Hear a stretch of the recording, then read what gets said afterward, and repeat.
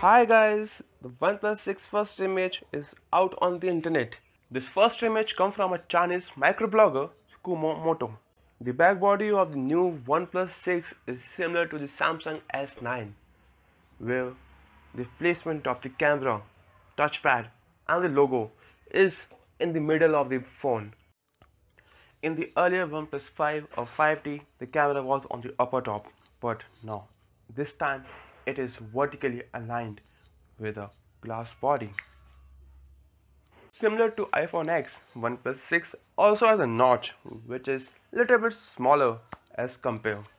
If we talk about the software, then OnePlus 6 will be powered by Snapdragon 845 processor, and this time we can expect this model can be available in 6, 8 and 10 GB RAM. Now this time OnePlus has to bring water and rust resistant in this particular model. OnePlus 6 design is totally different from the earlier models, so let's wait for its launch.